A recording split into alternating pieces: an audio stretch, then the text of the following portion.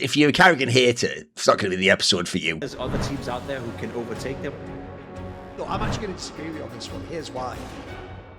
Right, counterpoints returns after the major. Obviously, if you've ever watched any content with me and Pimp, or you just know what our biases are, if you're a Carrigan hater, it's not going to be the episode for you, because this is essentially like I'm not even just going to present this Pimp as an in-game leader joined a team and won a tournament. Like, I don't think people realise how like this story. I'll just say at the outset, as someone who people think of as like, I'm not just like a Carrigan, but like, oh no, actually that would be the right. I'm not just a Carrigan like fan or something. I'm a Carrigan believer, Pimp. It's almost religious at this point in time. Like when he joined this team, I even had to tell people on shows. Like I did a Feed the Trolls, for example. A load of people were trying to be skeptical and be like, hey, it's a bit of a Hail Mary, but you know, Hail Mary's like when you're desperate, it probably won't work. And I kept telling people, like, I know that's all true. Like, it's true. And also, wouldn't he have to fix like 50 things in Falcons and almost every player has an issue and who knows? Yeah, and also he hasn't got any time. He's only got 2 lands and he's going to go straight to the major. Normally, you know, realistically, you'd want at least 4 or 5 tournaments or half a seat. Even though that's all true, the reason I kept telling people, like, I've just refused to acknowledge any of that. And I just believe that somehow he's going to do it and that's going to be awesome. My take was,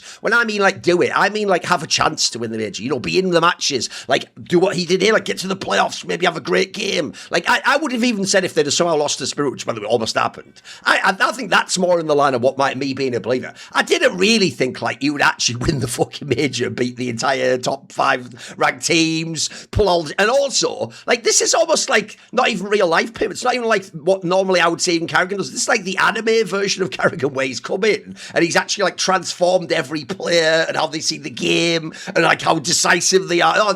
Like if you notice, probably the most bizarre thing is in all these interviews with the players, they almost talk about him like a religious figure, bro. They don't go like, oh yeah, it's the way he like slows around down and calls attack. They're all just going like, you just see him there and you're like, we can win. And it's like, it's cool, but it's so crazy. Like, what did you think of this, Pimp? It's kind of nuts, right? They won the fucking major with this team.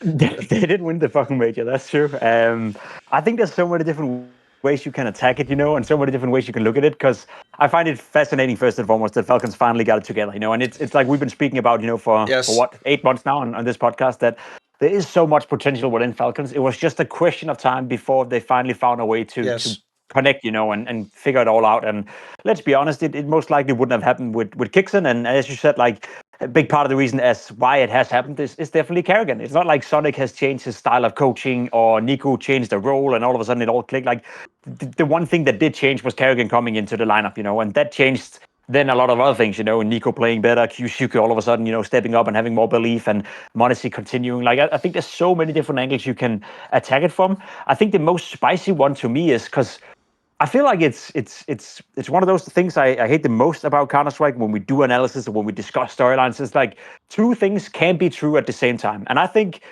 what I'm saying now is both true at the same time. I think Karrigan's individual level has never been worse and can be a massive issue if you consistently want Falcons to win trophies, you know, for the next almost 2 was years. here. Remember, I did tell people, as much as the games were great, the reason they were cinema is he was fragging so bad that every match it felt like the other team was that far from winning. Like this is a world where this tournament they just went out in like the quarters or the semis. They could lost almost every match, bro. Yeah. That's the thing, and then you'd have to address, you know, the all-time low fracking of Karrigan being one of the factors as to why that happened, right? Yes. On the other hand, like, he's also coming in, and he's probably the best suited in-game leader that team could have ever wanted, right? So I think Yanko said it during one of the disc segments. Yanko is very much in the camp of, as I understand it, like, fracking doesn't matter at all. He can frack as little as he wants to, as long as they win, you know? Because for him, Karrigan is a net positive, and I agree, Karrigan is currently a net positive, but that's, you know, classic Karrigan, a bit of honeymoon phase. He comes in, he does his magic, and he's so good at that. Like, he's so good at making a team perform at the absolute best in the short term. And then has been some historical, you know, examples of long term. It can be a little bit troublesome, and that's where it could be an issue. So short term, right now, you know, in terms of staying in the Cinderella mode and hyping up what happened during the major, I love the fact that we just had Karrigan winning the major with Falcons having the worst rating a major winner has ever had. I'm pretty certain, you know, or whatever. I believe they said it was the same as, I think Fifth Lauren had the same one when they won Cologne in 2014. You know, he wasn't the agile, but he was the support developer. I think they both had 0.71 rating or something, so it was the worst, I believe. Okay.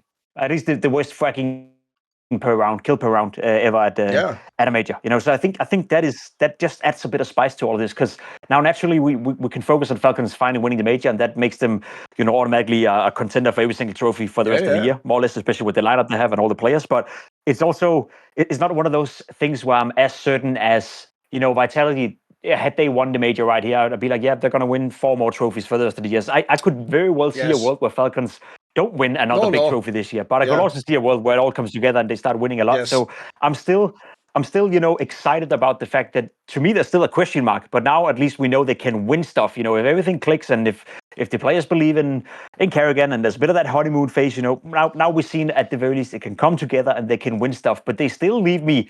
And it may sound a bit strange to say, but after the major, there's still a big question mark to me. I still have no clue how good they're going to be, if they're just going to be a top 4 team, if they're just going to be part of the playoff every time, if they're going to start winning stuff more regularly. So that makes it even more exciting for me. And that's one of the angles, outside of that, then of course, as you said, I find it so fascinating that every single player that speaks about karrigan within that team is, as you said, they almost describe him as a bit of a god coming into the team, that he has some supernatural power that just makes everyone around him better, and et cetera, et cetera. And I think it goes back to what we spoke about in the last episode, that once you have a caller who you believe in, more often than not, it doesn't matter what the call is, as long as the caller believes it and delivers it in a way that makes the players around him believe that's the right call. Then a bad call can be a good call.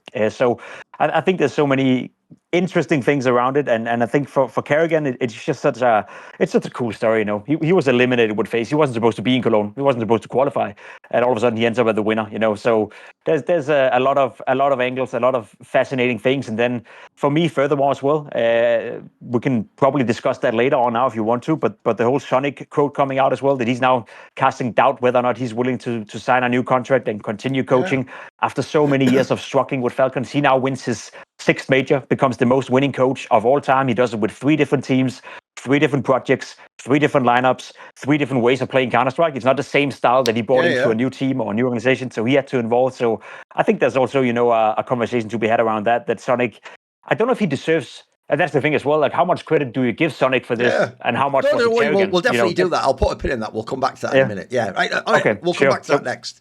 I'll tell you how we'll lead into that. So first of all, I definitely agree, and I actually like this angle too, because look, obviously we can all like glaze Falcons and how amazing they were. I actually do think not only was that the hardest run, I think that was the best major run I've ever seen. Well, like I say, almost every match was cinema. Like there was basically no bad games. The joke is the closest to a bad game was just the final. I think that's actually because unfortunately, like the moment got to some of the Furia players, and I do think they underperformed. Where people are normally that rock solid, like my boy Kesarato, he wasn't really in the game, mate. He was kind of having a bit of a nightmare. But aside from that, almost every other match, actually, all the other teams at the tournament took it to Falcons, mate. Like even the likes of the fucking G2s of the world could have beaten this team, and teams NAVI, you underperformed. So I agree with you. I certainly don't think you should do this, which is cause Falcons won like this. This is like what they're going to do every tournament. Like no, it's actually very unlikely they'll do exactly this ever again. Like in fact, I would want not only, like you're saying, karrigan's fragging to go up, because here's the point I keep making that people keep missing. It's like, bro, he has only been in the team for 3 tournaments, and if it's true he's working on other things like kyousuke and works to his positioning, that might take some of your attention away from your individual game. So I would hope, and if I know karrigan, during this play break, he will play like a fuck ton of CSDM and retake servers and shit like that. The reason I think it's wild that people are just like out on that completely, though, is I'm with you. It definitely can't continue, because look at the close margins of the games, but look what it took from other players. Like I'll give you some numbers. You're not going to get this every tournament. If people don't know, in the playoffs, kyousuke had the best rating of every player. He was a 1.3 rating player, and he was obviously doing fuck tons of that from the T side, right? That's just not going to be numbers you're going to replicate every event, because if you do, by the way, this is going to be the greatest team to ever play Counter-Strike, and they're going to have a fucking era and win every event. Then how about, because remember, if you're telling me Monacy frags out, and yeah, that's fine, that can happen. That used to happen before with Kicksan. Tesses had a globe. Look, again, I don't know if that could continue every game. He wasn't just having even good numbers, mate. He was winning like fucking clutches, killing people with 2 health and stuff. Again, this stuff isn't going to happen every match. And then the one that's actually the biggest one to me is the NiKo angle. People miss this. NiKo was actually just playing quite average for most of the tournament. And then in the semis and the final, he just went massive. Like, I'll tell you the numbers. In the semis against Spirit, he was a 1.26 rating. And in the final, he was actually probably the best player. He had a 1.43 rating. That's not even the... Remember, NiKo is not... It was cool for NiKo's history, because I kept telling people, what worries me, he's going to win the major in Falcons, but he'll win it like as if, as if some legendary... Like if Kevin De Bruyne joined fucking Real Madrid next season and he was on the bench and he won the Champions League, that wouldn't be like, hey... I won 2 Champions Leagues. It's like, you didn't really, mate. You won 1 and then you got another one elsewhere. So in a GOAT debate, you don't get to bring the second one in. Actually, NiKo can count this one. He played fucking awesome in the final and the semis. But I will remind people, he's not playing the old NiKo roles though, so he shouldn't even be able to, if anything, that's NiKo's own fucking magical journey that he took in the one tournament. He's probably not going to do that in most of the other ones. So already, if you take some of that fragging away, if karrigan frags at this again, it's going to be a massive problem, mate. Never mind a problem, a massive one. There was some stat where, like, people saw early in the tournament when this was being counted on Twitter, but I believe even in the big matches they won, like, I think in the final someone said he had like 6 T-side kills or something absurd like that, or something mental like this, mate, like numbers that you can't possibly justify. So I'm with you. You shouldn't say, spoiler, I think Vitality will still be number 1. I even think when Spirit get a coach, not a fucking fake Toad, they might even be better. But the good news is Falcons is in the mix now, and at least we have a sense of what is possible. Like, I agree with what you sort of said earlier. I'll tell you the biggest thing this has shown up to me, this is why the Sonic discussion will be interesting in a minute, is there was a lot of people didn't used to say like we did, like, oh, Falcons chokes, or they've got to get over some issues, or, you know, there's still some issues with how the roles were. No, a lot of fans actually made all the players sound shit. They'd be like, honestly, he's nowhere near Zemu with Junk. Then they'd go, NiKo, he's fucking washed in a choker. kyousuke, I think there's like 3 rookies better than him. He's not even that good. Look, he's just, well, if they're all shit, mate, then how did karrigan do this? How did Sonic do this, by the way?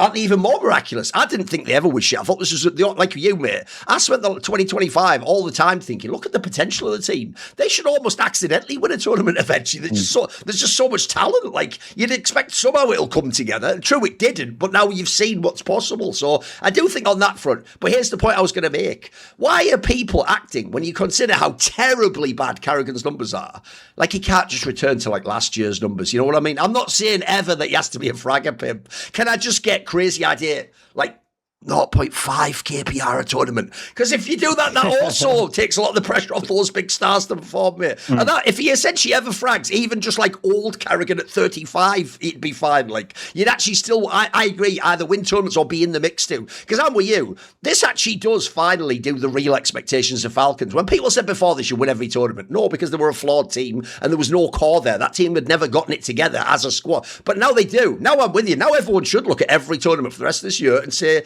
if not win it, you should be in the mix to do it. You should be in the semi, you should be in the fight, you should give say it's Vitality that wins again, you should give them a great game, you should be the team that can beat them, etc. So no, I agree on that one. Here's how, if you want though, here's how we can spin it into the Sonic convo, because I actually did want to have this conversation with you, because I think we're both in the same position, which is because of how much epic shit Sonic did for, let's say, 80% of his coaching career. I get really uncomfortable with people just constantly saying he's a fraud and he doesn't know anything and he's a moron, because I don't know about you, Pimp, but I get the sense, sadly, this is the worst part about Falcons win the major. People are just going to give, look, it's what happens in karrigan's great. People are going to give 100% of the credit to karrigan or the players who did the fragging, and they're going to give 0 to Sonic. In fact, I've already seen people say, like, karrigan saved Sonic. Here's my problem with that, Pimp, right? What team did karrigan just use to win the major? He didn't build this team. He didn't pick a single player to join this team. So what's weird is, think about what I just said earlier. All those players everyone else saw as mega flawed, they would have basically told you those players can't win from their roles, mate. People even said stuff like, Modesty can't be as good as Zemo, something like that, right? I would just say this. Sonic saw the potential of what we just saw here. That's why he put this squad together. Look, he couldn't himself get it to go with Kixan, but even then, I'll just ask people this. This is a good faith question. If someone answers it in a silly way, then they're not interested in the conversation. Does anyone really think that if I said we're restarting Falcons and you're Sonic, you got infinite money, what's the one IGL you want? Do you think Kixan would be at the top of his list? Come on, guys. That, if anything, Kixan was one of the rare compromises he had to make, because it didn't work with Snappy, and I think he got superstitious and scared that he was going to be bad the whole time. But you can tell the person he wanted was a Snappy, like a veteran IGL. That's why he brought him in when he thought he was getting NiKo. He thought that was how he was going to build his team. So I think actually Kixan was something of a compromise. But the problem is, it worked enough to get him into all the semis and the finals. So I think he was thinking, right, just keep working with it. You know, that's actually, by the way, quite a professional attitude. It's not really what people think of as Sonic and Falcons. Like, you just signed into the star, whatever. And then also, I'll just point this out, because this is a really disingenuous point. You know what people say? See, I guess he did just need another star. Guys, you've all just told me karrigan had the worst individual stats ever to play Counter-Strike. How is Sonic signing a player with the worst stats ever in Counter-Strike, adding another star, and then winning the major? That's the opposite of adding another star. I understand he's like a star IGL, but that's not what everyone meant. Everyone meant star as in like you add fucking like Heavy God or Yimpa, and then they do a 1.2 rating and you win because you have the most insane. That isn't really at all even a Falcons move, bro. Like Falcons again would be like we signed Krabeni would be the Falcons move, right? Like a mad fragger IGL, and then you come in and everyone frags out. So I think here's the thing. I'm not going to say karrigan gets all the credit. ZONIC gets all the credit, right? I do think karrigan did a lot of the brilliant calls, but I also think like people are ignoring that. Like ZONIC didn't sit and do nothing, guys. He definitely was doing something through this process. And like I say, what my point about the roster is, he put together the roster that karrigan then piloted to win this thing. By the way, karrigan just had a bunch of players that are like not as good as this one, but some all right. Well, they had a really bad season, so I just don't want to take all, because I hate this idea that like ZONIC just got lucky. You can't get lucky and win one major. Never mind 6, Pimp. Like as you said, when you put the numbers on, and even I'll give you even the angle that's even worse with the majors one. It was only 3 years ago he won that Blast Paris one. It feels like 10 because these motherfuckers have never stopped every month saying he's a bomb. It was only 3 years ago, mate. I'm supposed to. I don't do this. I'm supposed to be going, wow, great job, Fallen, making a major 10 years later. Like. Everyone else is fine with someone having 10 years off. ZONIC, if he has even a couple of years off, he was a fraud forever. He's a bomb. Like, and I pointed this out on Twitter. Here's the last thing on ZONIC, and this is just a fact, right? The superstar players ZONIC had, I did phrase it as starters because he briefly had Simple on loan, remember, but it was the whack fag. If you look, when he had them as starters, they all won their first major with him. Device won his first major. In fact, he only won majors with ZONIC. Zimu, he won his first major with ZONIC. Now Monacy has won his first major with ZONIC. Say what you like about ZONIC, mate. I tell you what, that's a fucking pretty good track record when you frame it like that. Go on, thoughts. Yeah, where we at on this? NiKo, yeah, NiKo until, yeah. NiKo's only majors. Absolutely. That's the one with ZONIC. I fucking hate it, because as I said, like two things can't be true at the same time. And I think if you look at ZONIC as an overall in Falcons, sure, it's been disappointing to a degree. And I think the way you framed it before with Falcons lineup with Kixon, like that was the lineup where they accidentally were supposed to win a tournament once in a while. They're not supposed to be in contention for all the trophies, but they were accidentally supposed to win a tournament once in a while because Monacy and NiKo would click at the same time, or kyousuke would pop off and have his breakthrough or whatnot. So I get that, but now with karrigan, it's that changes the discourse a little bit to now their team, I feel like they should be contending for every single trophy, and that also means ZONIC should be contending for every single trophy. I'll be completely honest with you though. I think ZONIC, has had it rough, and he's been frustrated. And I know from people who've spoken to him, like he's been having this feeling for 2 years that they've been so close. Like he couldn't quite figure out what it is. But as you described as well, he put together the 3 out of the 4 working pieces where everything seemed pretty well, and he put together the squad. He invested into the players and all that kind of stuff. Whereas then you now see the whole thing coming to fruition. For me, ZONIC is big part of why Falcons were finally able to win a major. But naturally, to be said, karrigan was the final linchpin they needed in order to come and find the full potential. Now, what I find even more impressive, I think, and that's my angle on ZONIC, is that if you were to, I guess, look at his career the last 3 years, would it then be satisfying to win one major and then not get more out of Falcons? Then I'd say, it's been slightly above mediocre. I think a major with this lineup and winning Cologne, that obviously drags it in a hugely positive way. But overall, I think it's fair to say that he should have done more with Falcons. Absolutely. Despite, having to compromise with Kixon, having to compromise with certain other players, etc., etc.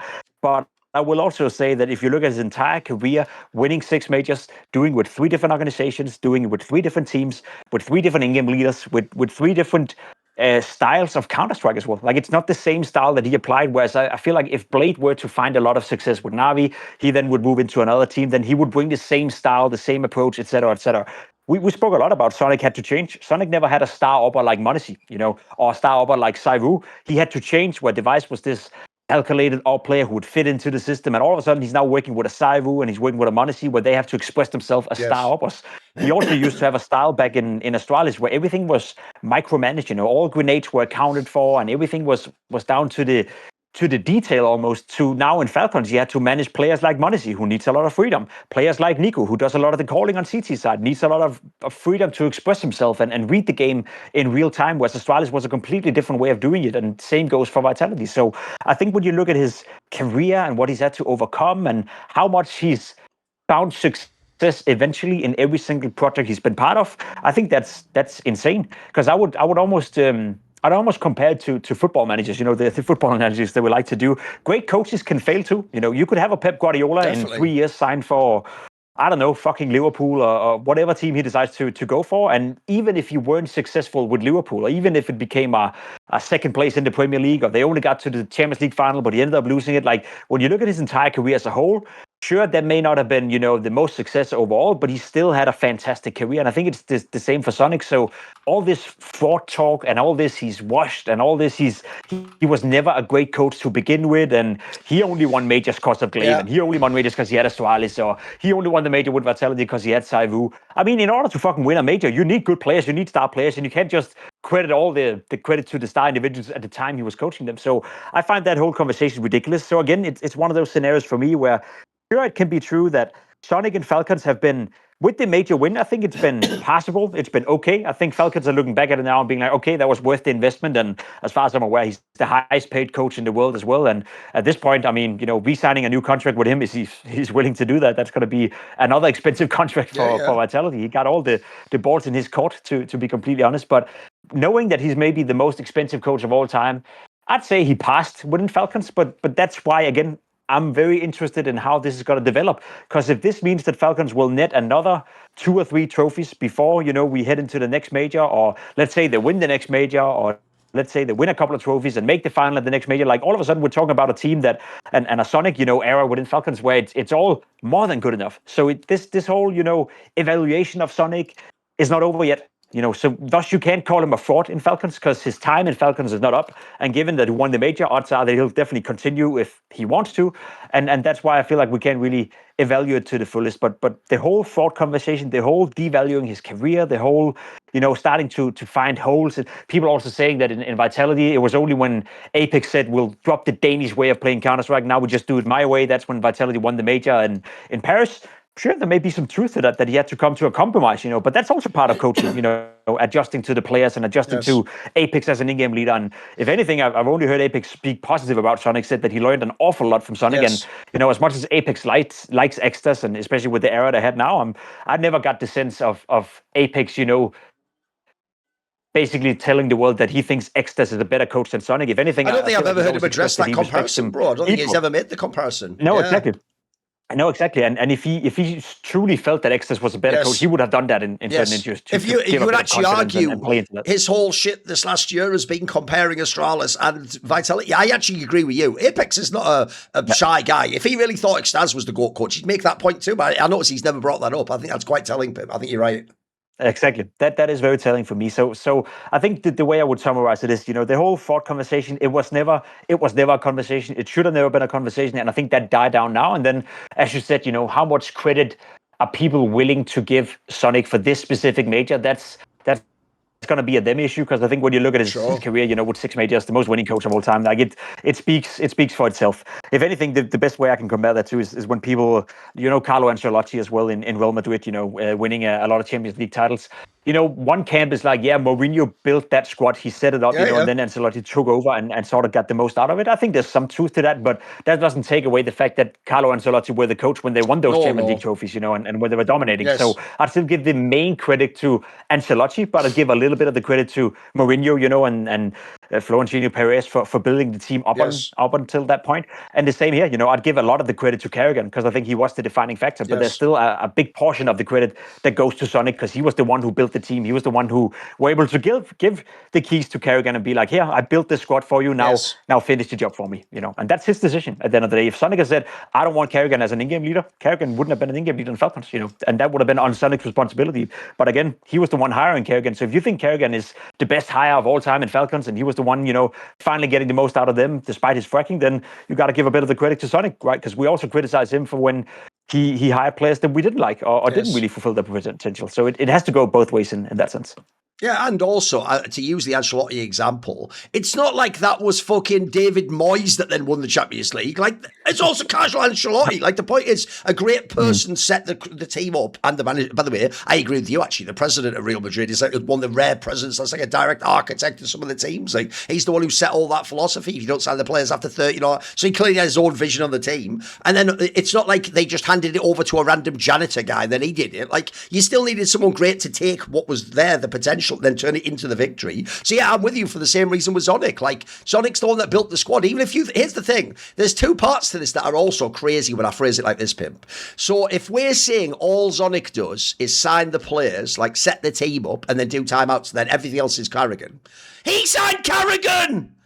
I feel like I'm actually taking crazy pills right now, Pimp. Because if I rewind, you know my curse, my gift and my curse is I have an amazing memory. Like, not just a memory where I remember like exactly the things people said. I remember the content. I sometimes even remember the day, mate, and like what they were replying. I have one of these crazy minds about certain things I care about. Like I'm obviously crazy about CS, Anna, right? So in CS, I can tell you very vividly. I remember the conversation when this move happened with Falcons. If you want to know, guys, basically the stupid Overdrive tweet was like an extreme version of it because that's what Overdrive is, isn't he? He's speaking scoffed English and he's doing extreme post-swing rage bait. Remember when Overdrive made that burst where it was like karrigan ran phase into the ground and now he's just farming money? That was what a lot of people thought about this move. This move, people said from karrigan, like, what a cynical move. They almost made it like Team Liquid, like, he found a way to sneak into the major, like, he didn't qualify and he's the one who picked Jacob and ran it into the ground. And I tell you what, mate, if this is true, what we're supposed to believe about Zonic, then why didn't everyone in the scene do some Thorin shit? Like, oh, they're signing karrigan, they're going to win the major now. Oh, he'll fix everything. He'll fix all the players. He'll make all of Zonic's mistakes go away, and they'll be number one. No one said that.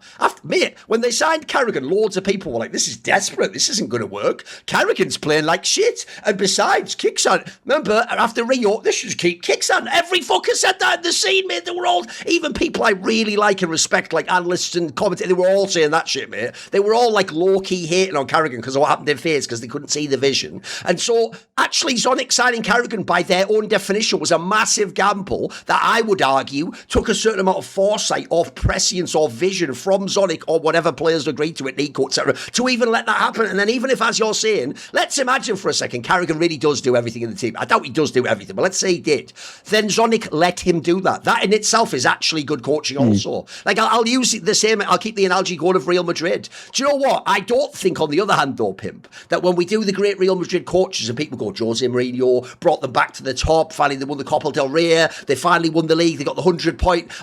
No one, and then people go, Ancelotti, he's the perfect manager, wasn't he? He could like give the stars room to breathe, but then he could rein them in. But you notice how, even though we all love him as a pro, no one then goes, and then Zinedine Zidane, maybe the greatest coach ever. No, because even though Zidane was like fucking he was like back to back winning the Champions League. We all know that the Zidane one was more like, he just went like, you know what, you guys basically know what you're doing anyway. Ronaldo, just score 3 goals, mate. I'll just step back. And as far as I can tell, he was more like the captain figure for me. You know, he was more like the locker room, like energy, and sort of kept people. And I assume the respect level of it's fucking Zidane means that people didn't step out of line, right? Even if you think that means Zidane isn't as good as those others, probably isn't, if we're being fair, right? It's still actually. Yeah, you have to have the right squad for this, but it's still actually a type of coaching to know when not to step in and go do these things, to let the players figure things out, let the players do things their way. That in itself is an element of coaching. So one of the most bizarre things to me here is, how does Zonic not get any credit for bringing karrigan in? It worked. But if we all said he just did a Hail Mary, boys, his Hail Mary got a touchdown and won the Super Bowl in that analogy, like, sounds like a pretty good fucking call, wasn't it? Remember, but if the logic was, or you all wanted him to kick Kixan, I notice everyone has broken on this, Pimp, because they won the major, every hater's been broken and instantly converted into like a karrigan hater who's like a lover who's like, I never really thought he was that. No, you all said you wanted to keep Kixan. So here's the question for every hater. Would they have won the major with Kixan? Fuck off. Fuck right. I don't think even Kixan would dare say that. I as much as Kixan might believe he should still be there, I do think you're hard done by. I think it's fucking insane to kick someone out right at the end of the season when they qualify for the major. I do think that is nuts. But I say, why do you not get credit for signing fucking karrigan? Surely if that was the missing piece, Zonic chose to sign him, mate. He gets points for that. Yeah, he gets points for that. Falcons gets points for that, and I think that's the to me, honestly speaking, that's the best part about all this. Because I think there's a lot of discussions and there's a lot of things you just. Before you could argue, that you can dislike Falcons not only for where they come from and how they get their money and their finance, yada yada yada, but also the fact that they take players like Monesi, kyousuke, and NiKo, and they don't win shit, so they're wasting some of their time, and we hate them because they're supposed to be better, yada yada. That conversation dies now. They just won a major. They just won IM Cologne, so that's great. We can also, the whole Sonic conversation in terms of is he a fraud, is he not a like to some degree, I understand why you'd look at him in Falcons, isolate that and be like, has he done a good job? I'd be inclined to say not really optimal. No, hasn't done a great job. Again, people, as we've spoken about many, many times, it's not like Falcons have been a complete fucking... It's not like Falcons are even remotely Don't you think people do that, Pimp? They act like the team that at the beginning of 2025, which was kind of whack, it could feel to me. They pretend like Falcons wasn't in a million playoffs. Like that second season never happened for most haters. Exactly. Even though they were in all those semis and finals, that never happened to haters, did it? They were all last place in their mind. I know what you mean. Yeah, they pretend like the second half of 2025, there was a legit discussion to be had whether Furia, Falcons, or Vitality were the number 1, 2, and 3 team. You'd probably rank, Furia number 1, Vitality number 2, and then Falcons number 3 heading into the Budapest Major. If it's a massive failure to be the third best team in an era where there's one team setting the precedence as the greatest team of all time, how bad is that really? If that's your bottom level and your bottom floor, then that's just not worth a conversation anymore. So I think that's, for me personally, that's probably the best thing, that this whole Falcons hate and this whole, it just became such a dislikable team for probably many reasons, but I feel like half of that just has to die down now. Like you literally cannot hate them for winning, so now you have to come up with some other imaginary shit reason as to why you don't like the team, or why you think kyousuke should be joining another team, or why you think NiKo's still shit, despite him, as you said, just banging it off in a major grand final and playing well in the semi-final, having a couple of group stage games as well where he was like literally the only player who kept Falcons alive. And that's again a bit of an underrated part of how Falcons won this major. They weren't great in the group stage. Like, they didn't play good Counter-Strike at all in the group stage to make it to the playoff. They played okay. They played, roughly around where we expected them to be. But we all said, and as you said, you maybe have a long-term memory. I have a short-term memory.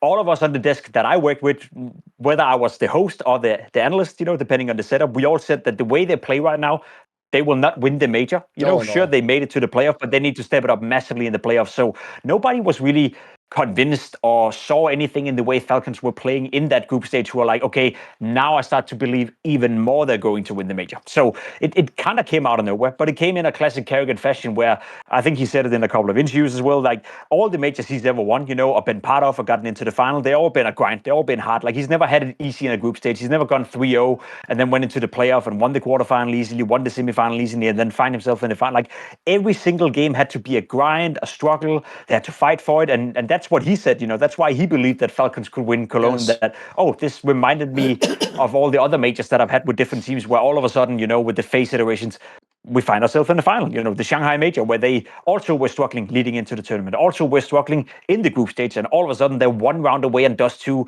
from beating Spirit and winning the entire major, which would have been, quote unquote, a massive fluke compared to where they come from, right? But he just finds a way to grind it out in scenarios like that. So I don't know. It's to me, it's just it's a. I think we said it in one of the episodes. It's probably the best thing that could happen to set up the second part of the season. Because to me, there's still a big question mark. As you said, Vitality, I still think they're going to be the best team in the world. I think Furia showed that they are not back to where they were end of 25, but they're at least better than they were in the beginning of the season. And Spirit is probably the most interesting team to me. Definitely. As you said, what would have been if they had a coach behind them? What could have happened? Could that have been the difference maker? Could they have won the major? Donk, unfortunately, in the semifinal, I feel, kind of, I wouldn't say bombed out, because he didn't play anywhere near as good as he'd done up until that point. Even in the quarterfinal, he was struggling a little bit, right? So I think there's a big potential that we can have 4 teams, depending on what's going to happen with NAVI as well, Frozen, no Frozen, you name it. 4 teams, 5 teams where the level is so high that we can legit have a good fight for who's going to be the best team of the second portion of 2025. Whereas before it was all about Vitality. Now I think there's a conversation to be had and maybe a bit of hope that it can be more than just one team. And to me, it's the greatest outcome of IM Cologne. NiKo finally gets his major. Falcons gets to shut down all the unreasonable hate. Now you can hate them for the right reasons if you want to. That's fair enough, but not for all the playing reasons. And then, the second part of 2025, I think is even more exciting, And I think this also forces, as we spoke about, teams like NAVI, teams like potentially G2, who also had a decent major, and some of these up-and-coming teams around, like, maybe they feel like, okay, if Falcons is now a serious contender as well, we have to bet our squad. Like, we have to make a move. If you're Blade right now, I think Falcons winning the major applies even more pressure on NAVI to make a roster change than had Vitality won another major. Because then it's easy to be like, okay, we just need to establish ourselves as the second best team first and foremost. Then we figure out how to take down Vitality. Now all of a sudden, like you can make the case that I think NAVI is going to be fourth or fifth, coming into the second part of the season, unless they do something. And I think Blade is inclined to agree with that. So it also applies pressure to the teams beneath Falcons in order to make changes and trying to better their squad, which hopefully gives even a better fight in 2025 for the rest of the season. Okay, we will talk about some other teams and project beyond the major. But since the major just ended, actually, technically, one thing hasn't ended to do with the major, which is we have this T-shirt that we had designed for the major, and it actually runs until the end of this month. So, in theory, if you're watching this episode, there's still time to purchase this limited edition Cologne T-shirt, where what we did is we took animals that represented all the contender teams, including Falcons, of the teams who would, and we had an artist, like, in an abstract, cool, artistic way, do all these animals battling almost on some, like, anime angle. And the idea is this is going to support like content creators at Last Free Nation, and if it's successful, we want to do other limited time drops and runs in the future and do similar things, pay community artists to do cool that. We'll do them in League of Legends and other games too, but we did this one in CS. So if you want to support me, Pimp, and other people at LFN, you can go to Last Free Nation, all one word, .shop, and purchase this T-shirt while stocks last until the end of June. And if you are in America, there's other items on the shop there, T-shirts of LFN, etc. If you end up ordering $60 or more worth of gear, you actually get free shipping, which I know is a big deal for some people in America. And in general, we ship to most countries worldwide, I'm told. So support your favourite shows on Last Free Nation directly by purchasing our limited edition Cologne 2026 Major T at www.lastfreenation.shop. Okay, right, on the Spirit one, here's the angle I would go with, Pimp. I actually think they are sort of the most slept-on team at the major, because it feels like, I think this is how it goes. I think everyone got the same sense, right? They blasted through the rest of the tournament so easily. Like, by the way, their stage 2 was fucking insane. Like, they obviously on paper shouldn't even have been there. It's just that by the time VRS cut-off happened, they hadn't had the big glow up that they had right after that, where they looked really dangerous, and they did the semis they did the final of Rio, and then they won the fucking PGL. Like, they hadn't had that period, really. So it's logical why they were stage 2. Stage 2 was a joke. That was a piss take. Stage 3, they were good in the Swiss, but actually, I think people are missing. Bro, they probably should have lost to G2. I'm not even a G2 fan. People know that. I don't even think that squad's that good, but I think they had them banged to rights. Like, that was a fucking, even Magic knows that was an absolute bullshit miracle 1v4. Like, that was almost like some, like, here's the joke. If that was like, I'm sorry, I'll just say this to be honest. If you took the nameplates off and told me that's like an online qualifier in a Chinese tournament, I'd go, it's match fixing. Why would they all run into the fucking spread? That looks like you wanted to die there. Like, that's insane. Was this rigged or something? That round was insane, mate. And if they didn't win that round, by the way, I think they were going to lose that Mirage game. And I think they were already in sus position. Then in the match against Falcons, look, I can go the other way on that one. Donk had a 0.97 rating for the series, bro. That's not even Donk. We all know the normal joke with Donk is a bad tournament is like he has what he ended up with, like a 1.15 rating or 1.2 rating. For people like him, the numbers are different. They don't make, so that's an absurdly bad Donk performance, mate, in the semis. And if you think how close it was, bro, I'm not even saying he has to be peak Donk. Normal Donk wins you that game. He just does. And then lastly, if people didn't see it, one of the interesting details, because this was why people went crazy about the whole Sopfik versus Halley angle, is it's when Sopfik was there that not only were the flashes and things better, but Tene played better. If people don't know, Tene played awesome in stage 2. He played like absolute shit the rest of the tournament. Like, I'll give you the stats for stage 3, Swiss, and the playoffs. He had a 0.59 KPR, bro.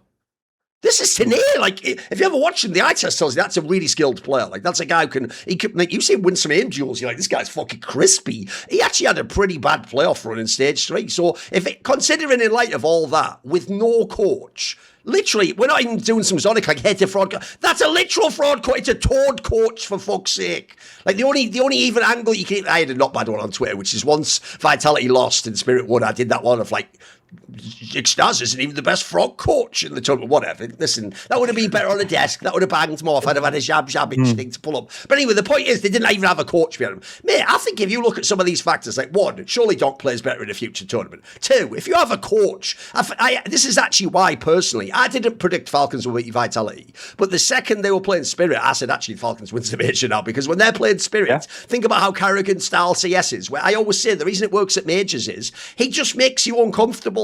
And what he relies upon, this is that people miss this. He doesn't do his own secret game plan. He just makes the game uncomfortable, the veto uncomfortable, everything. Even his attacks are like, right, last 10 seconds we run in. Mate, your own team's nervous there if you get the ball down. Everyone's got. But the genius of it is, his teams can handle being uncomfortable. That's like his secret superpower, I think. It's also why, in my opinion, it doesn't work at every normal event. If you're like at random IM whatever, that doesn't work in a random semi-final there. It's not the major. People just play normally and just shoot you. Like even Mouse would just play normally and shoot you in the head there, mate. So, it doesn't, so if you consider all of that, and then also today didn't play well. Look, I don't need him to be mega, but better than this. You know, somewhere between whatever he was at Rio and here. Give me something between. If you do all of that, Spirit could have won this major, mate. They really could. I think they would have if they'd have beaten Falcons. It was that close. So I think I'm with you. I actually think the team with the most potential might even be Spirit. Maybe when they go home, mate, and the coach comes back in, we don't still know what's going on. By the way, I'll just share this in here because I've heard this mentioned, but it hasn't been put in a lot of the posts. I think it's implied, by the way, this is why it's a bit dodgy. I notice they don't talk about it much. I think it's implied that Halle might even have like some like serious illness, by the way, and that's why he's having to like keep skipping. Because to me, that doesn't just sound like he had a flu or something. That sounds like maybe he's got some like serious shit going on where he's having to go to hospitals. And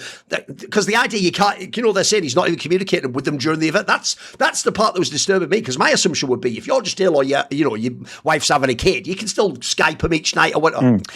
Dated reference, Discord, whatever, kids, Google Meet. The point is, you can do that. So, to me, assuming there's not something horrible going on like that, I assume when Spirit get back in the lab, mate, they actually have a chance to be like number one themselves now. They can be right up there in the mix. In fact, I don't know about you. This is how I even do my list. My list goes, I assume Vitality will bounce back. I thought, mate, Zimu played like shit in that Falcons game. They almost won that game too. Let's be real. If you watch the end of that game, like that round where fucking Tesses has like 2 health and kills them all, and then it's crazy. They should have lost that. That should have been Vitality winning that game, even that. So I think Vitality gets back to number 1. I actually think I would take Spirit to be my number 2. I personally have Falcons in 3. I'll just, because I'm going to be like you. I don't think you'll do what you did at the major every time, but there's potential there. I want to see you cook, but I have them at 3. So personally, I actually think Spirit getting slept on here because everyone's just ignoring their storyline. I 100% agree, and I would have the same top 3 ranking in terms of what I think is going to happen. In the second part of 2025. I'll even add one more factor into why I think Spirit is legit as they are, and why they could be super super interesting. Is because of Magic's and the way he called during that tournament. Like I've been on the fence to conclude anything with him. Have you noticed no one mentions the name Chopper anymore now, Pimp? They couldn't stop saying it at the beginning of the year. No one says that name anymore, mate. Nobody mentions it. I think everyone's convinced he just looks good, doesn't he? Yeah. He does, he convinced me at the very least. Again, we spoke about it in the last episode. How much time do you need to conclude stuff? When do they pique your curiosity? When do you make conclusions? And when is it a set thing? I think Magic's throughout the major convinced me that he definitely has potential as an in-game leader. Is he necessarily a top in-game leader yet? Is he ready to go toe-to-toe versus Apex, karrigan, you name it? I mean, at this tournament, he were, and I think he did, especially when you consider he didn't have a coach behind him. Agreed. And as you said, Donk played, by Donk standards, a terrible game. Like, he played karrigan, level Counter-Strike compared to where he normally is at himself, and yet you're still very close to beating the team that ended up winning the entire thing. Yes. That's also part why the G2 game was as close as it was. There were many moments in that game where Donk kind of zoned out, and then he came alive, had a couple of big rounds that you normally see, but in terms of his output over the entirety of the series, even against G2, you saw a bit of a flaw in Donk, and that got even worse in the semifinals. So for many of the same reasons as you just described, don't have to do it again, but I really do think Spirit are interesting. And then I will say, I'll add a bit of spice to it, because I do think that if you're Spirit right now, and if again, regardless of the whole Halle situation or not, I'm not familiar with whether or not he's like seriously ill, and if so, what it is, but at the end of the day, if you have Softic as a, let's call him assistant coach or as a backup coach, that'll be fine short term, and then long term they're going to figure it out. I don't think that's not going to be the defining factor, but I would consider to start looking at the lineup once more. And given how strong the CIS scene is and Spirit's position within that scene, I think that's the vitality of CIS Counter-Strike. Like, everyone wants to play for them, and they should have the founds, they should have the money and the pull to bring in players. I'm starting to lose my patience with Tenir a little bit. I very much like what I saw, at Rio, and him stepping up, and that's like we spoke about. That's what they needed in order to be a quality team and start to win trophies once again. But he's, as you said, like, he was not impressive during the major at all. And the tournament before the major, lukewarm. And it's, to me, it's the inconsistency that I hate. And I think for any team and for any player and for any serious project, having a player that is as inconsistent as Tenier, that's always going to be a bit of a bummer, right? Because you can practice all you like and you can play as well as you want in one game. But if the belief within the team is that we don't know where we got you in the next game, like we have no clue if you're going to give us 5 frags or if you're going to give us 25, that's always going to be a bit of an issue on any team, and especially in the confidence the teammates is going to have in you and set you up with certain plays and actually trust that you get it done. Whereas you have players like Messi, you have players like Robs who are almost like a guarantee for you. Like, even though they have a bad game, they'll find a way to have impact in the way they lurk or create space or, alter their gameplay just a little bit. So even if they're having a bad day in the office where they're not winning their duels, they'll still do certain moves in the game that makes them valuable, or at least give them more value than Tenier, where he is all about aim duels. He is all about, going straight into them and playing those lurk roles. And he's just, for my liking, way too inconsistent in the output that he's giving, that I would seriously consider to, we heard the stories before with certain players, and I don't know what Tenier is like as an individual, but if I'm Spirit, I'm telling him, listen, guy, you can get a couple of more tournaments, but we have to see the more consistency coming out from you. And if you're not delivering, then we have this guy lined up for you. Apply a bit of pressure. It may sound harsh, and people at home will be like, oh, you can't say that to a player. That's unfair. And that's how it is. If you're a team that wants to be the best team in the world, as we're speaking about right now, I think it's only fair that you apply a bit of pressure in his position. Because I'll also say it like this: within the CS region, I'm sure you could make a list of 5 players who could replace Tenier right now, who could have the same output that he's having right now, where the potential is maybe even higher. So I think that's a legit conversation they're going to have during the summer period. And I'm not sure if they're going to change or not, but I'll be quite certain that if Tenier is not finding any sort of consistency within the next couple of months, he's probably the next one to go. And I don't mind that, because as you said, I think Spirit on paper, to me, with Magic's stepping up, as an in-game leader, showing to me that he can lead that team without a coach at a major in pressure scenarios.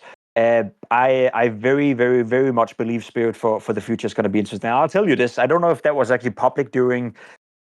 And I'm actually not sure if we're supposed to speak. I think it's okay. We don't have access to the team comps when we're watching the games, but we had guys who had access to the team comps who could then report to us on the desk and tell us in headlines what was being said in certain timeouts. Like, they couldn't give out any strats, they couldn't give out any, confidential info, but they could sort of like give us the vibe of the timeout. Is the coach mad? Is he yelling? Is he saying positive stuff, etc., etc.? And it would even go as far as they could tell us what the in-game leaders were saying in the tech timeouts, etc. So what I sensed from Magic's, the way his body language was in the game, the way that I've never seen Magic speak with his hands. He was speaking with his hands. He was looking at his play. Like, he was acting like a leader in the playoff on the stage. Even in some of those rounds against G2 where they were losing ridiculous rounds, where they're like, oh, fuck, they're 1 round away now from being eliminated. Magic would, he would show emotions, he'd be sad, and then it would take him 1 or 2 seconds. He'd be like, okay, I'm going to start speaking to you. I'm speaking to you. I'm speaking with my hand. Like, he showed leadership qualities and communication skills that I have not seen from Magic whatsoever.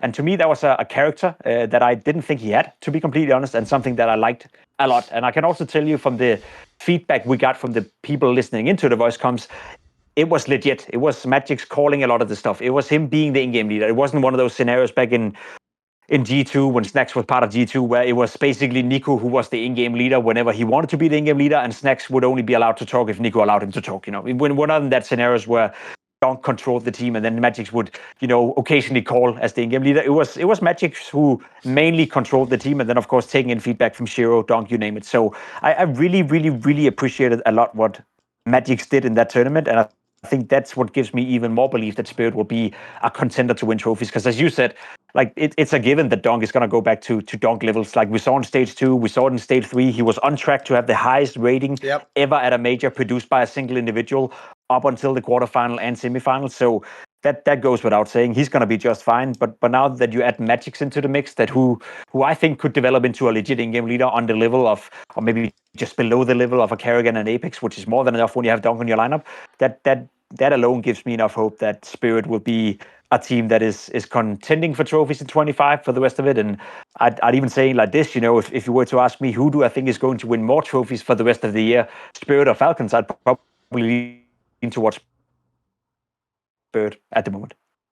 It's a totally legitimate call. By the way, there's even 2 other things I'll just bring up here. So one is, right, on the whole thing, because I do think a bit, it reminds me of how people's biases about the Falcons topics works. When people talk about Spirit and they talk about Halley, you can tell who thinks Halley's overrated, because they're the ones that are going really hard that the Zopfic angle proves that Halley's like overrated and a fraud. I'll use the same logic I used with karrigan earlier and Zonic, right? If you think Halley's a fraud, Hallie's the one who replaced Chopper with Magic. So Magic has never been an IGL. And it's not only worked, it's worked to the extent even the Chopper fans and the Magic's haters don't even bring up Chopper anymore. We just now only focus on the stars again, which means to me that the system works. Like the team is a good squad of players. And as we say, now we're lucky. I agree with you. It's on thing like today. It's like you individually may have to step up. This isn't your coach doing it. This isn't a call from the players. This is just you didn't perform at the level that you were brought in to perform at. Like that's actually a sign that the team is in really good shape and that it has been put together well. And that now it's on players to shoot people with the crosshair. Because I actually think the other reason it's criminal, the reason I bring up the Tanair angle is,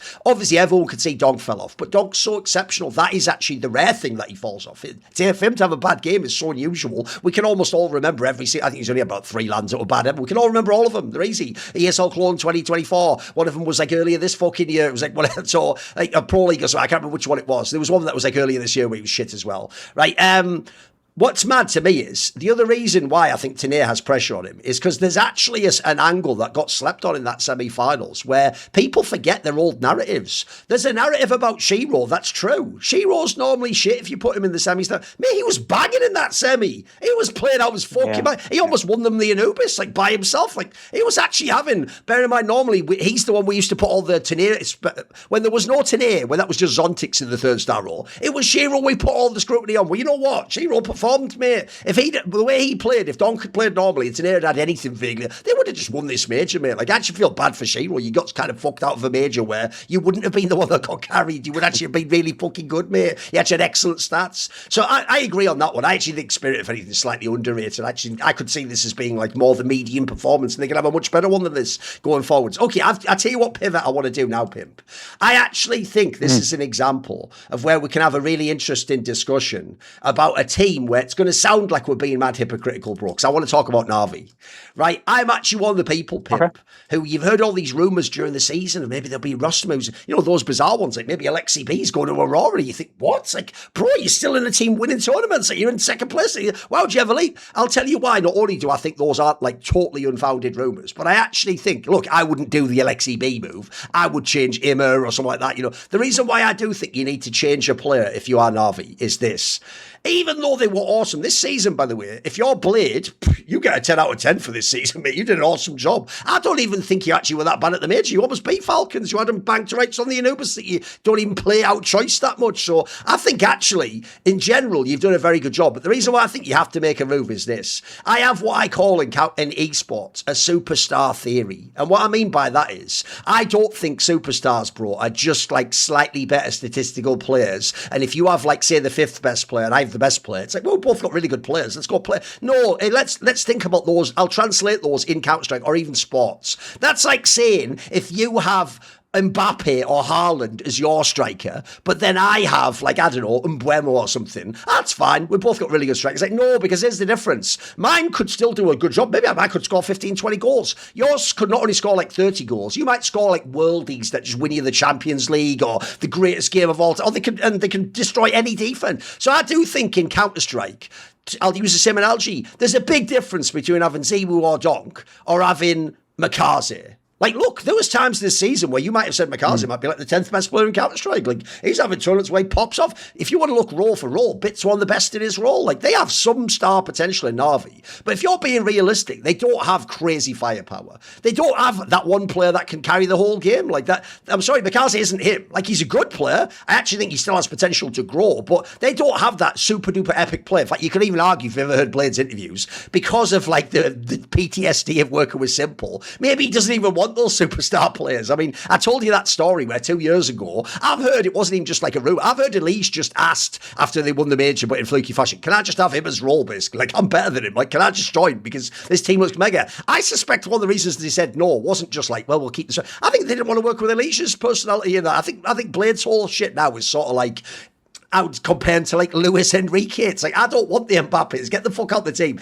I want to win using my system, my style. I want humble players who just do that. That's brilliant, Pimp. That is an awesome way. I respect that so much. The problem is, Think of the teams we just described, bro. You're playing peak vitality. You're playing Spirit when they might be on demon time now. You might have to play every tournament karrigan when he's got some of the greatest tools in the world just unleashed. Like, if you are NAVI, the last season, I should say it's fine to keep the roster. I don't think it is, man. I actually want them to make a roster. I don't know what it is. They might fuck it up yet. Like every roster move, you could go completely the wrong angle. It could ruin everything. But I actually think you have to gamble now, Pim. I think if you hold on this NAVI roster that you have now, I'm really scared that you play awesome CS, the best you can play, and you just like the fourth or fifth best team. Like, you won't win tournaments. You won't be in the fight. I don't think. Look, it's already shown you probably won't ever beat Vitality up straight up, will you? Like, that was not realistically something that can happen. So I'm a bit worried for NAVI. Like, what is Pimp's thoughts on NAVI? No, I think you should be. I feel like you know where I stand. I was advocating for them changing regardless of how they did in the major. Like, obviously, had they won the major, sure, you can stay together. But I've been advocating for a guy like Frozen to come in for a long, long time within NAVI, because I think, as you said, you kind of encapsulate pretty well. I think they'll get left behind if they don't do anything. And I love your analogy with Blade and Luis Enrique and PSG, in the sense that they went from Neymar, Messi, and Mbappe to now having Dembele, Kvaratskhelia, and players that are almost, at the Haaland and Harry Kane caliber of strikers and hitmen. But I think it works. I very much agree with you. There's a difference between having Makase and having Haaland as your main guy, if you want to use that analogy. But if you have two Makases, as in Makase and Frozen, who combine to be almost as good, or even better, then I think it could work. Then you can keep the Luis Enrique way of like, okay, we may not have the star player, we may not have the best player in the world, and then I know people will argue that Dembele is the best player in the world because he's winning stuff. But let's be honest, in terms of war quality, come on, I know. Exactly, exactly. It's like Mbappe. Dembele, he makes even Dembele would tell you that. Even he knows Mbappe's better than him, bro. Exactly. Come on. Exactly. It's the same when people are trying to argue that Device was better than Simple in that I know. Device Come on. I was the biggest Device fan ever, and even Device would tell you Simple's better. Come on, we all know that. Exactly. So that's just the way that is, But I could definitely see that work out. If you added a bit more star power to NAVI, you could still keep the same style with Blade as a coach. You could still have the system, and I feel like Frozen is also a player that would work well within a system where he gets a little bit of a freedom, gets a little bit of a say. And again, if he's replacing Emma, all I know is that Emma is the secondary voice within NAVI. And I think, again, I'll state this. I think it's a bit unfair how we sometimes speak about Emma, because I think he's doing better than people make it sound. But he's not a player that can win you majors. Like, Emma is not a player that elevates you to win majors, whereas I think Frozen could be. And we know Frozen... Pimp, isn't this the obvious angle, right? I feel like the obvious way you have to frame the Emma one is like this. It's a bit like what I just said about NAVI as a team. As a team, they're doing fine. They're not doing anything wrong. It's just the problem is, relative to your competition, you could be better, right? Isn't the real problem Emma has, if someone's a casual fan, he plays what I think on paper might be the most easily replaceable, like, in-game roles. I know that, look, if it's true he's secondary calls, that's not true. Like, that part might be trickier. But if you just look at the spots he plays, mate, you said like Frozen, there's plenty of star players out in CS that are in worse teams that be like, mate, give me his position now and I'll win all the trophies. That's the real problem he has, is he's not playing some like whack role. He's actually in a position where he probably should be a star, right? But you think so? Yeah, a little bit. He's, as you said, like it's not like he's playing like a heavy guard in G2 where he's almost impossible to replace in terms of the output he's having. He is playing as you said, a role where I feel like you could find a lot of replacement that, at least from an individual output, would match him or do better. And then again, you can talk about the chemistry. Is he a soldier? Does he have a great relationship with Blade? How much is he a secondary caller, etc., etc.? But all we know from Frozen times in FaZe, and from playing with karrigan and from karrigan speaking about Frozen, is that he could do the exact same thing, maybe even at a higher level, and maybe even give a bit of a fresh look to NAVI as well. So I think Frozen he's the main candidate, but I won't even be mad if it's someone else they go for. Like, if they see some light in another player that becomes available, or if Blade has, a certain player type that he thinks would be great for the team that may not be as prominent of a name like Frozen, sort of like we saw with Kvaratskhelia when he came into PSG. He was great in Napoli, and he was definitely a big talent, but he wasn't like like a top 5 winger that you'd want to your team at the time, and he then developed into that. And I think Blake could do the same. So I very much agree. I don't feel like I need to add much to that conversation, because I think we're aligned. I've been advocating for making that move even when NAVI were the second best team in the world. I think I said in a couple of episodes we did back then that even if NAVI does well at the major, get to the semifinal, maybe even the final, I'd still probably advocate for them changing. Otherwise, my fear as you is they'll be left behind. They're going to face a Vitality who's not done yet, They're going to be face a Falcons who now know they can win trophies. They'll be going to face a Spirit with hopefully a coach behind them and a Dunk that, on normal circumstances, would just rip you apart if you're not ready for it. And now you add into the mix as well that you have teams, like G2, who maybe, will be a team that NAVI also has to worry about in terms of how to establish themselves on a level like that. So I feel like you'll be left behind. And if you're NAVI, you don't want to drop down to the category of where now your competition is G2. No longer is it Falcons, Vitality, Spirit. Now your competition is to make sure that you're the fourth best, so you can be the next in line for whenever you're ready to fight those guys. And I'm afraid that will happen if they stick with the current lineup. And also because I think Wonderful has added a bit more of that star power to NAVI. I'm really a big fan of Wonderful, the way he's playing and how consistent he's been throughout this year. So if you just give them a little bit more, in a guy like Frozen or in, a player type like the player type Elise were before Elise got bad, or something like that, or Twist before he went back to into FaZe as well, when he was still in high regard. I think there's a lot of different things you can do with this Na'Vi lineup. When you have a Wonderful playing well, when you have a Makasi who can still get slightly better, when you have Blade as a coach, and then to me the whole Alexi B rumor. I mean, who would you replace him with? I know Kixen has been brought into the mix. Seems like a crazy Do one I think to me. Kixen is better than Alexi B? Yeah, at least it's a gamble. I'm not willing to write Kixen off. I don't know if because let's be honest. I think leading Falcons is also a big job as an in-game leader, and I think part of why karrigan works so well in Falcons is because of the aura and the experience and the personality, and maybe Kixen he doesn't carry the same amount of respect, and the same amount of belief in him. Maybe that could work in a team like NAVI, where I'd look at NAVI and I'd be like, yeah, you may be the in-game leader, but we all know that half the calling comes from Blade. Whereas in Falcons, I feel like it's a bit more 75 on in-game leader, 25 towards Sonic, who's having a lot of different roles, and is a bit more like a father figure coach, so to speak, where Blade is this hardcore tactical, deep diving, methodical coach. So I feel like Kixen could work in NAVI, but do I want to replace Alexi B as this right now? Not really. If I could get Frozen instead of Emma, I would like to see that lineup duke it out and see if they can stay on par and still be one of the teams that can contend for trophies. Because I'm with you. I think they'll be left behind if they do nothing.